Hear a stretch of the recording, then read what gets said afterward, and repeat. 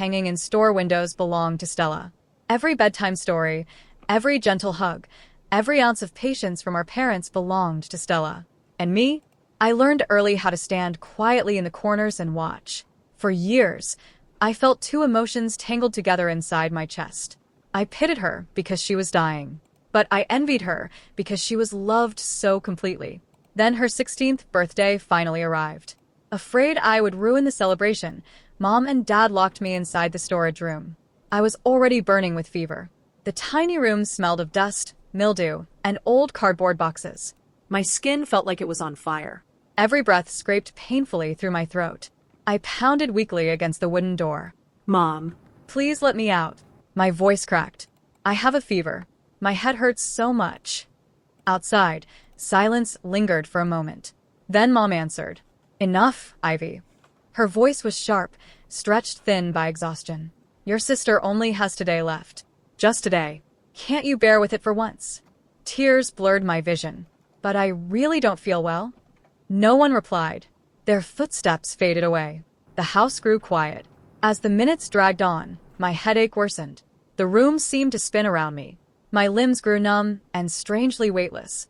Then something odd happened. My body suddenly felt light. Far too light. As though I were floating. The old wooden door no longer seemed solid. Through it, I could see the warm glow of the living room lights. Mom, Dad, and Stella sat together on the sofa. The scene looked almost like a painting. Mom held Stella close, gently rubbing her back. Dad sat beside them with his head lowered. His shoulders shook ever so slightly. He was crying. Stella wore a pale blue dress she'd been saving for months. Tiny embroidered stars decorated the hem, shimmering softly whenever she moved. She looked beautiful and heartbreakingly fragile. Under the lamplight, her skin appeared nearly translucent. Her lips were pale, almost colorless. She glanced toward the hallway. Mom, Dad.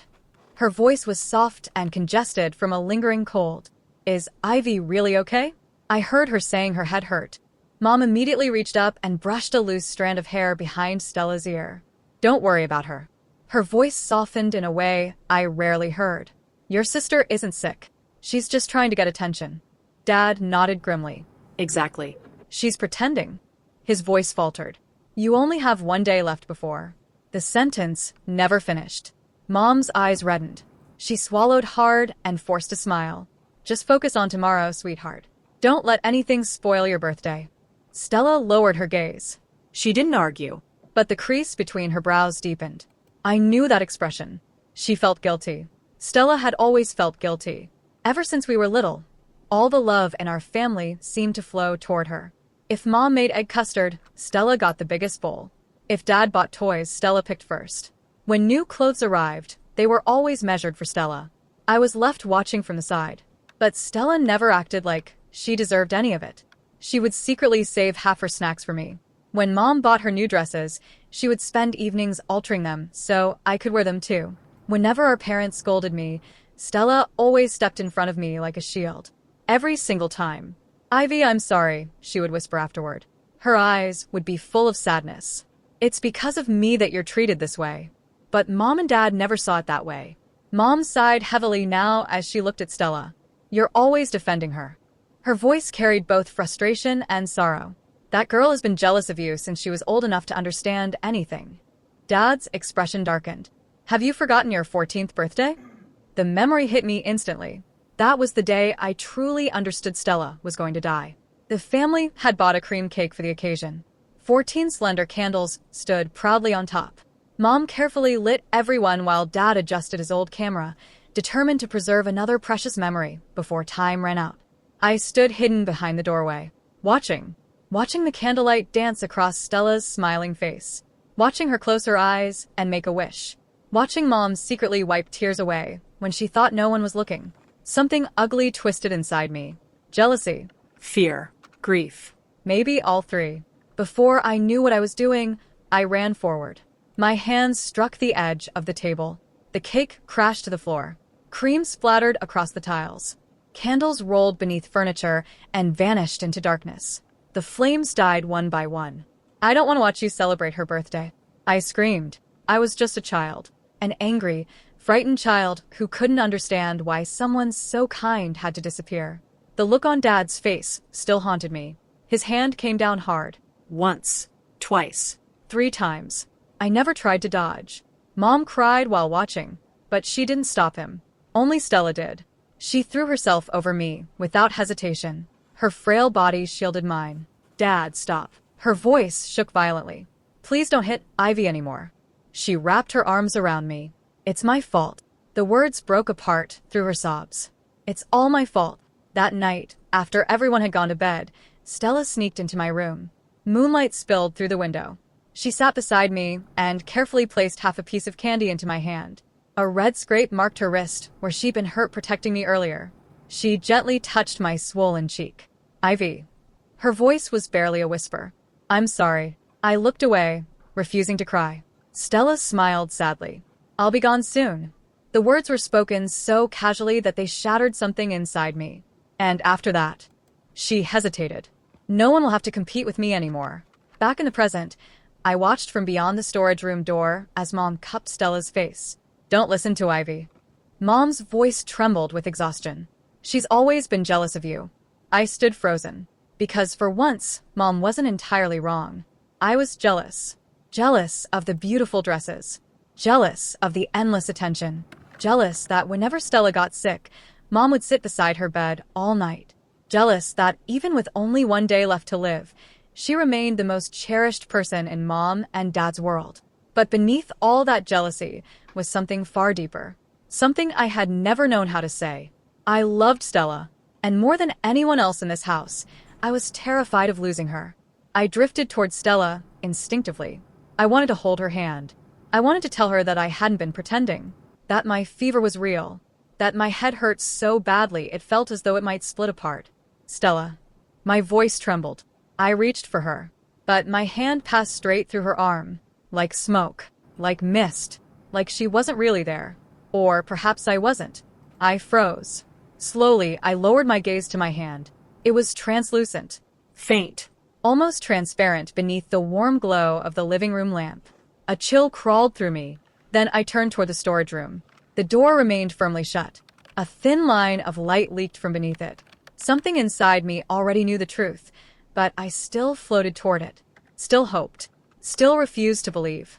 I passed through the wooden door and saw myself, curled up among old boxes and broken furniture. Motionless. The fever had left my face unnaturally pale. My lips were slightly blue. One small hand still rested near the door as though, even at the very end, I had been reaching for help. I stared, unable to move, unable to think, unable to breathe, despite no longer needing to. I was dead. The realization settled over me slowly, like winter frost spreading across a frozen window. The countdown everyone had been watching wasn't the first death this family would face. Mine had come before Stella's. The room seemed to tilt around me. Memories rushed forward without warning. The scent of dust. The creak of old floorboards. The sound of laughter that never quite belonged to me. When I was 5 or 6 years old, I truly hated Stella. Not because she was cruel. Not because she was selfish. But because everything belonged to her. If there was one piece of candy left in the house, Stella got it. If there was only one apple, Mom would cut it in half and place the larger piece into Stella's bowl.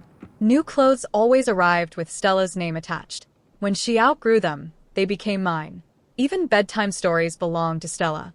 That hurt the most.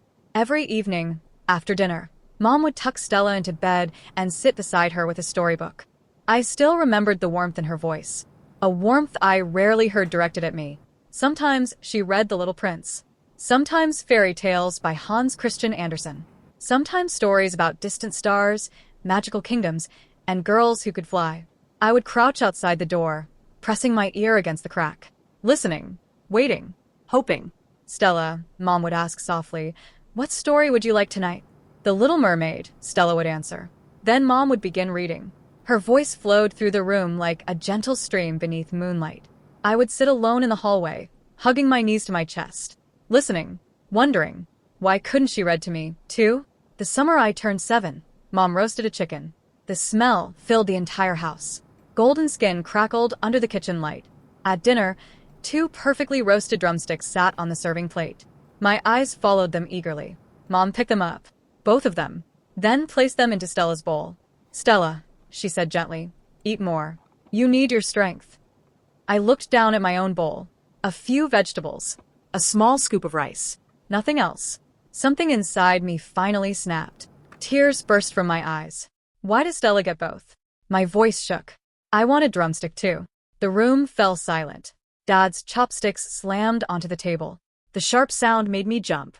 Ivy. His face darkened instantly. How can you be so selfish? He rose from his chair. His expression frightened me. Don't you know Stella's health is fragile? Don't you know Stella? His voice broke. The rest of the sentence never came. Because at that age, I didn't know.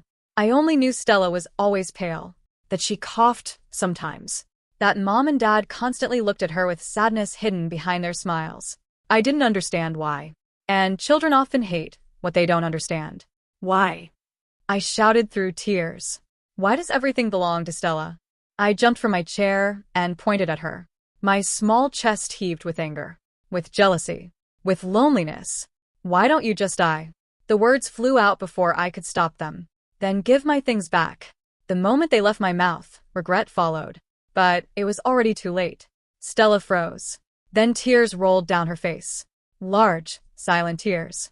One after another. She opened her mouth. No sound came out. Mom stood so suddenly her chair scraped against the floor. A sharp slap landed across my face. The force sent me stumbling. Pain exploded across my cheek. I stared at her in shock. That was the first time she'd ever hit me that hard. Stella immediately rushed forward. No. She tried to shield me, but Mom held her back. Let her learn. Mom's voice trembled with fury and grief. She needs to understand there are things she can never say. That night, I cried myself to sleep. The next morning, I woke to voices coming from the kitchen. Mom and Dad thought I was still asleep. I stood quietly outside the doorway. 9 years. Mom was crying. Only 9 years left. Dad's voice sounded rough, like sandpaper. I know. Neither of them spoke for a while. Then Dad whispered, just 9 more years. That was the day I finally understood. The numbers above Stella's head weren't imaginary. They were real. A countdown. A clock counting down her life. Back in the present, I watched as Mom and Dad carefully escorted Stella toward her room. Neither of them noticed me. Of course they didn't. I wasn't really there anymore. At the hallway entrance, Dad hesitated. Should we let Ivy out now? His voice was quieter than before. Mom stopped walking. For a long moment, she didn't answer. When she finally spoke, she sounded exhausted. Utterly exhausted. Let her stay a little longer. Dad frowned. She's still a child. I know. Mom's voice cracked. I know. She covered her eyes. Just let Stella have one peaceful birthday. The words came out barely above a whisper. Just one. Her shoulders trembled. The last one. I watched her wipe away tears. Then she forced herself to continue. Ivy will understand someday. It sounded less like reassurance and more like a desperate prayer. After Stella is gone. Her voice broke. We'll make it up to her. Dad lowered his head.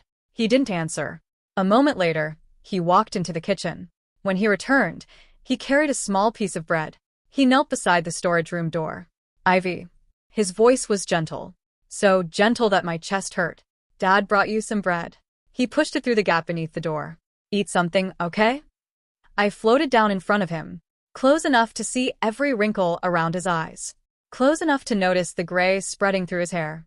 He was only 40, but grief had aged him by 10 years, maybe more. My eyes burned. Dad. I knelt beside him. I'm right here. He couldn't hear me. Dad, I died. I reached toward him. My fingers passed through his cheek. Dad, please look at me. Ivy. He called again, still waiting, still believing I was alive on the other side of the door. My throat tightened. Dad. Nothing. Only silence. Finally, he sighed. A long, weary sigh. This stubborn child. A faint smile touched his lips. He pushed the bread a little farther inside. Behave yourself. His voice softened. Don't cause trouble. He stood slowly. After your sister is gone. His shoulders slumped. Dad will make it up to you. I watched him walk away. His footsteps echoed down the hallway. For a moment, I wanted to chase after him, to scream, to make him turn around. But I knew it was useless. So I simply stood there and whispered into the empty house. You don't have to, Dad. My voice trembled. You'll never get the chance. And for the first time since realizing I was dead, tears slipped silently down my face. After Dad left, the hallway fell silent once more. The house seemed to sink into a heavy stillness. From the living room came only the faint ticking of the old wall clock and the occasional creak of floorboards settling beneath years of use. A few minutes later, Stella's bedroom door opened. Mom stepped out quietly and closed it behind her with careful hands. She stood in the hallway for a long time without moving. Her gaze drifted toward the storage room, toward the door behind which she believed I was still sulking. Her lips pressed together. Once. Twice. As though she were fighting an invisible battle inside herself. Finally, she walked over. The sound of her footsteps echoed softly against the old floor.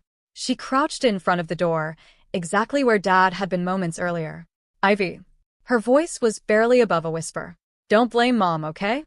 I floated closer. For the first time all night, she looked small, fragile, tired. Her fingers unconsciously picked at a splinter in the wood. Mom knows you feel wronged. Her voice shook. But Stella only has one day left. A tear gathered at the corner of her eye. Just let her have this. She swallowed hard. Let her leave happy.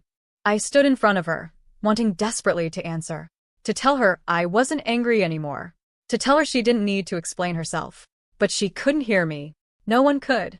Mom wiped her eyes quickly, almost guiltily, as if she were ashamed to cry. After Stella's gone, her voice grew softer. I'll make your favorite burgers. A weak smile appeared. A whole plate, just for you. She laughed quietly through her tears. You always complained I gave Stella the bigger portions. My throat tightened. I'll buy you a new dress too. Her gaze lowered. The one with the ribbons. You've wanted one for years. Her voice cracked. We'll go to the amusement park. She continued speaking as though listing promises could somehow erase 16 years of neglect. We'll ride the carousel. The roller coaster. The Ferris wheel. You said everyone in your class is gone except you. A tear slid down her cheek. Then another. Then another. They struck the hallway floor one after another. Tiny dark spots blooming against the faded tiles. I'll give you everything. Her shoulders trembled. Everything. The words sounded broken. So, just today. She lowered her head. Just today, don't make trouble. I reached out instinctively, wanting to wipe away her tears, wanting to tell her I never cared about the amusement park, or the burgers, or the dress. I only wanted her to look at me. Just once. Mom waited. The storage room remained silent. Seconds stretched. Then a minute. Gradually, the sadness on her face faded. Something else replaced it. Disappointment. Then irritation. Then anger. She suddenly stood. The movement was so abrupt she nearly lost her balance. This child. Her voice was thick with tears. So inconsiderate. She shook her head. Never thinks about anyone else. A bitter laugh escaped her. We raised her all these years for nothing. Then she turned away. Her back stiff. Her footsteps hurried. As though she couldn't bear to stay another second. I watched her disappear into the living room. And for the first time since dying, I felt truly tired. Not angry, not jealous, just tired. As evening settled over the house, darkness slowly gathered outside the windows. Mom emerged from the kitchen carrying a basket. Inside were colorful sheets of paper, ribbons, scissors, and a folded red cloth. Birthday decorations. Decorations for Stella's final birthday. She had barely entered the living room when the doorbell rang. The sound startled everyone. Dad opened the door. Grandma stood outside. She carried a bulging cloth bag in both hands. The moment she stepped inside, her eyes searched the room, trying to memorize everything, trying not to cry. Mom. Mom forced a smile. What are you doing here? Grandma adjusted her grip on the bag. I came to see Stella. Her voice was hoarse. She set the bag down and began removing its contents. Fresh apples. Homemade pastries. A small knitted scarf she'd probably spent weeks making. Tomorrow's her birthday. Grandma looked away. I wanted to spend some time with her. Mom quickly took the items. She's resting. I'll call her. No. Grandma waved her hand. Let her sleep. She slowly lowered herself onto the sofa. Then her eyes swept around the room. Her brows furrowed. Where's Ivy? The atmosphere instantly changed. Mom froze. Dad lowered his head. She's doing homework. The lie sounded weak even to my ears. Grandma stared. Long. Silent. Then she stood. Homework. She began walking down the hallway. I'll go see her. Mom. Mom hurried after her. Ivy's throwing a tantrum. Grandma stopped. Mom hesitated, then finally admitted it. I locked her in the storage room. Silence. Terrible silence. Grandma slowly turned around. What did you say? Each word came separately. Sharp. Cold. Dangerous. Mom lowered her eyes. Grandma's face darkened. You locked Ivy in the storage room. Her voice shook. Knowing tomorrow is Stella's birthday? Mom's head dropped even further. Grandma suddenly looked 10 years older. She pushed away the hand Mom offered to support her. Susan. Her voice cracked. Ivy is your daughter too. Mom opened her mouth. No words came out. Yes.